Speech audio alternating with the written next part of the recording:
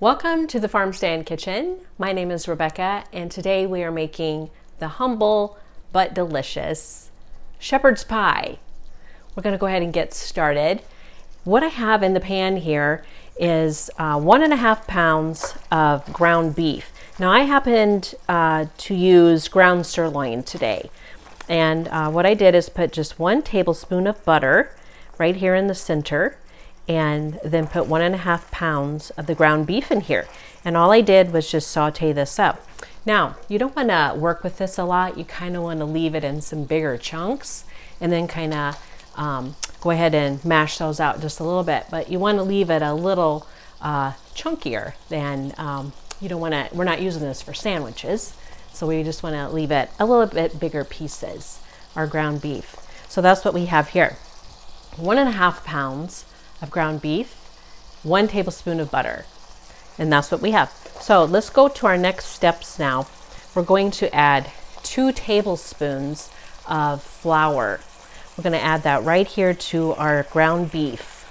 I'm going to go ahead and just mix that in and just coat the meat. 2 tablespoons of all-purpose flour.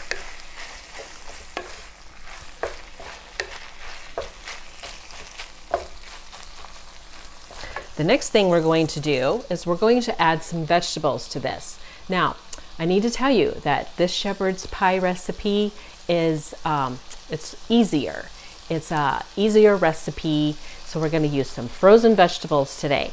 And what we have here is the carrots, green beans, peas, and corn. And this is 2 cups, so we're going to add that now to our ground beef. You're going to be able to mix this up when you get home from work. It's that easy. It goes together really quickly, and I think you guys are going to like this version of it. Let's just go ahead and stir that in. We're going to let those kind of heat up there just a little bit. Now, if you do your research on shepherd's pie, you know that the original version is from, you use ground lamb is what you usually use, like traditional shepherd's pie. I've had it like that in restaurants. I have not made it that way, but I've used other kinds of ground meat to make shepherd's pie. And shepherd's pie, I know you're going to have your favorite. I know a lot of you make it, but a lot of you said that you've never heard of it. So this will be new to you. And maybe a new recipe for those of you that have a favorite recipe. You might want to try this one.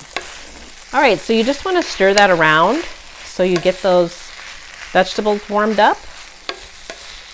And then the next thing that I add to mine is 3/4 cup of a vegetable broth. And this is just a low sodium vegetable broth because I want to add my own salt to this. So 3/4 cup of a vegetable broth.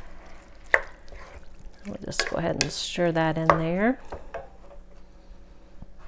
The next thing I'm going to add is 1.5 tablespoons of ketchup and 1 tablespoon of steak sauce. And this happens to be the Jack Daniel's steak sauce. I kind of like that one. We kind of like that one around here. That's what I had on hand. And that's another great thing about shepherd's pie. You can really make it with what you have on hand. It's you can just be really creative with shepherd's pie. All right, so let's mix that in.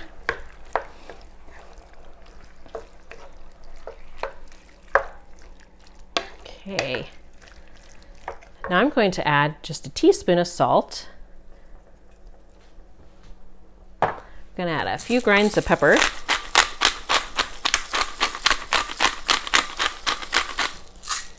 And then we are going to add just a little bit. I'm going to show you what this is. This is the Mrs. Dash, and this is the onion and herb seasoning. And this doesn't have salt in it. It's salt-free because we like to add our own salt, but this really kicks up the flavor in shepherd's pie. I always add this to mine, the onion and the herb. So this is 1.5 teaspoons. It's a good way to get your flavor in there. And, ooh, that does smell great. Okay. Now I'm just gonna let this, I'm gonna turn this down just to a simmer. Now, because this is a casserole pan, I always do this in this one because I can pop this in the oven. So this is the pan I'll be using. Now, if you cook this, you could do this in an iron skillet. You could also do that. You could put it like here, this one over here, I put in a casserole dish. This is just a stoneware casserole dish. So you can put it in anything that you have, but really saves time if you can use the pan that you're making it in and just pop it right in the oven. So I'm gonna turn this down just a little bit. I'm gonna push this over just a tad so I can bring our mash over here. All right. Now, this might be a little different than the way you guys do it. For my potatoes, this was 5 large potatoes. Turn that down a little. 5 large potatoes. And then I also put some carrot in here. And then sometimes I will even, like today I put garlic, 1 clove of garlic in here.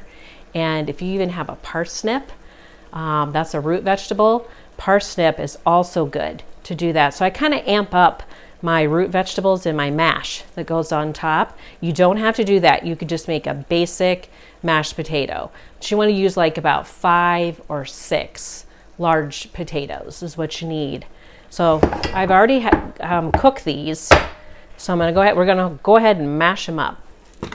So let's add our milk, 1/2 cup of milk, and 4 tablespoons of butter.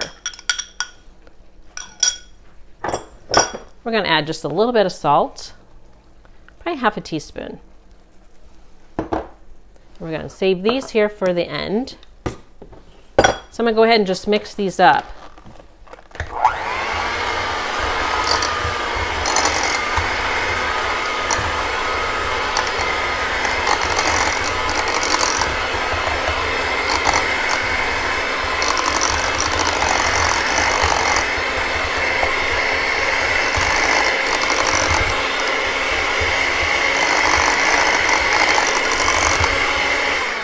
Now, I'm going to now add 1 egg yolk. Now, what the egg yolk does for this, it makes your potatoes super creamy, makes them really creamy, and then they get a nice crust on them as well. And I'll show you that with this done one over here. So you just want to mix it in.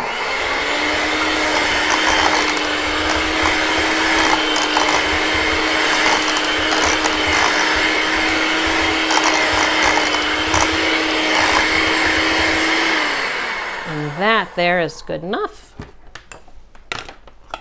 Let's set that over there. All right, let me scooch this. We'll bring this back over. Okay, see how this is thickened up really nicely? It's just perfect. So then what you want to do, I'm going to turn this all the way off. And then we're just going to put our mash right on top. I'll get this a little closer because you know me in the kitchen, I can get a little crazy. So then you just want to put your mash right on top here.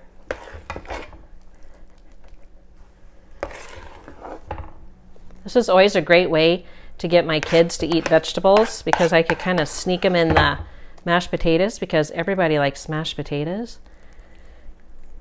And they'll eat that meat filling even though it has vegetables.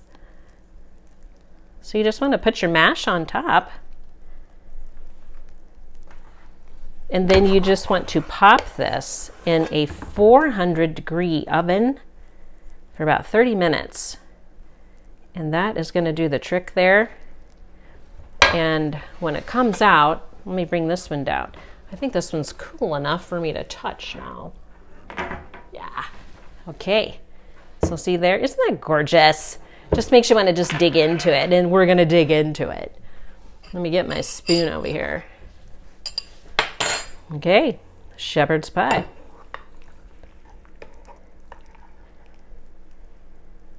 Ooh, look at that. That looks delicious. That smells terrific. Boy, this is still really super hot. Let me give it a try. Smells like a comfort food. We love this around here. That is so delicious. I love that mash on top. The vegetables are savory enough. It's easy, it's delicious. The humble shepherd's pie.